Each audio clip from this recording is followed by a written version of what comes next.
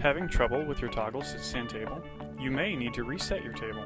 Follow this quick and easy 3-step process to recalibrate your toggle table. Step 1. Identify your control box. Your toggle table will come equipped with one of two control boxes, which determine the correct method for resetting your table. Both are conveniently located and bolted to the underside of the table. The latest model is significantly smaller than the original model. Step 2. Know when to reset. Is reset necessary for your toggle table? Resetting is not recommended unless you are experiencing issues, like your table legs not moving in unison. Step 3. Initiate reset. For those with the latest model and smaller control box, press and hold the down button until the table has reached its lowest position. Release the down button. Press the down button again, holding for approximately 10 seconds. Once the table has moved slightly, your table is now reset.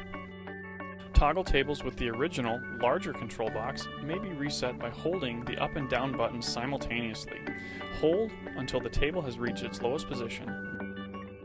Once the table has moved slightly, your table is now reset.